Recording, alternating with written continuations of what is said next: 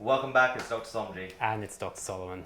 Today we're going to be talking about actually something that I suffered with, and still suffer with sometimes, and it's a really common skin condition. It's called psoriasis.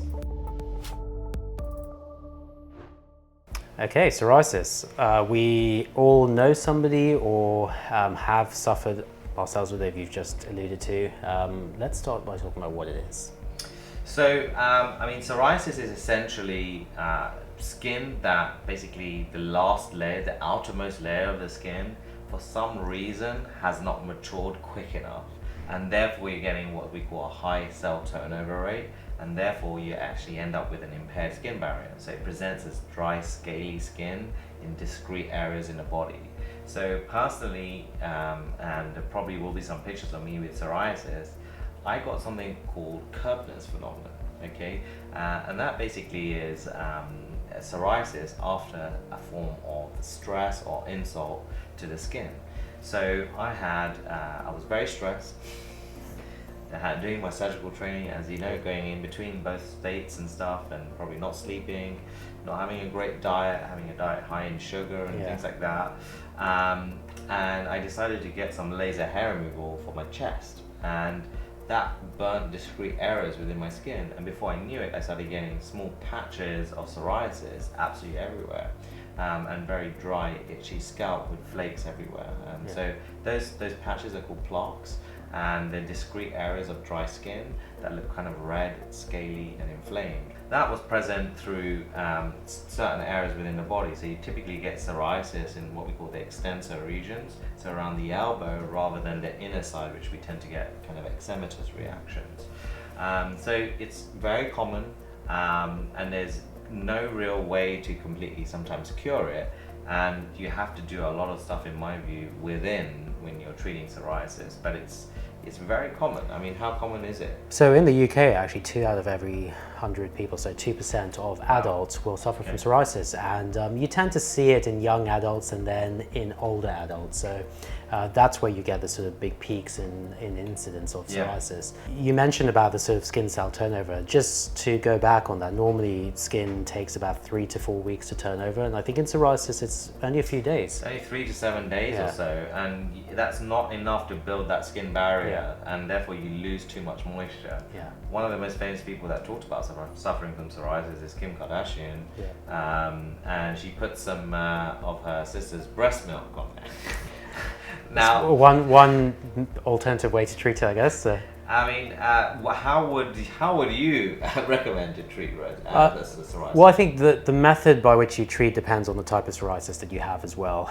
There are actually 8 types, which we won't go into in this video. It's for another video, and we'll go into depth into each type. But in fact, there are 8 types. But the most common type, up to 80% of cases, is the plaque psoriasis. And the plaque psoriasis is in fact what you suffered from, and or continue to intermittently suffer from, not as severely as you did.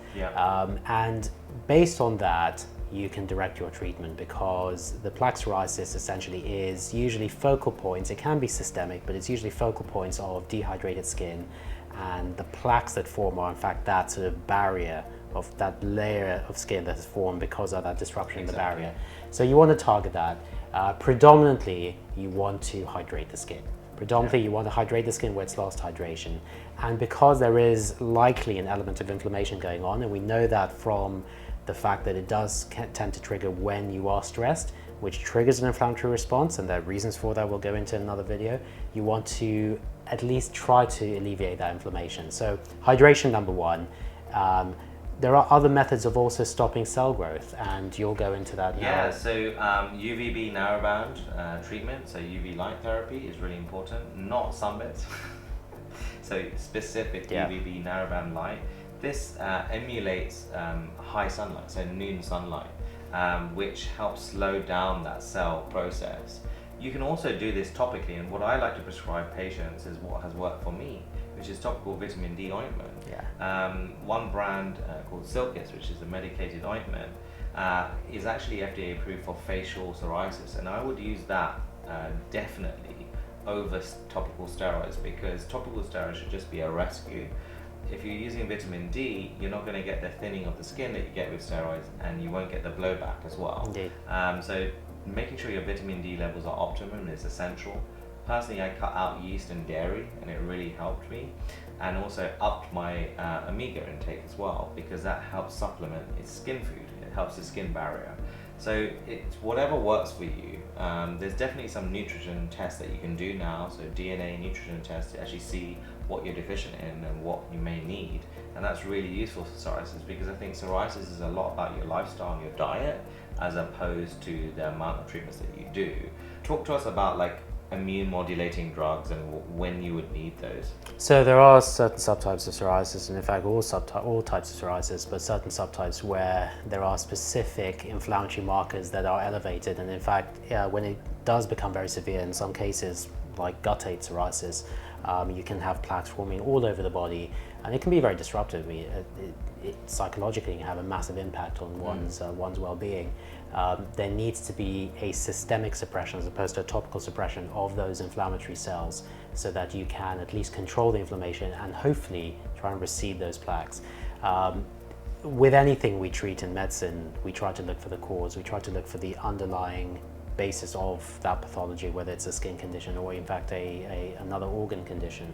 And by addressing that cause, you can, to the best ability that medicine allows us, to treat that as opposed to just treating symptoms. So you can use steroid creams, but steroids may cause more damage in the long term, and they don't necessarily deal with the underlying cause, they just deal with the inflammation. So what you want to try and do is repair that barrier, reduce the inflammatory markers, and also try and stop the triggers as well. Prevention is always better than cure. It's a tale as old as time. Try and stop the cause, treat the inflammation. Immune modulators will target certain inflammatory markers, inflammatory cells I should say, that are known to be elevated, and that will at least help the inflammation and help the overall condition.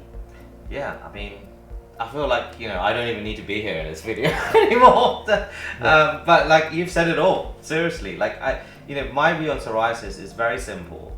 You're basically replicating the skin too fast, and it's too immature. So it's like someone leaving home and not even knowing anything about life.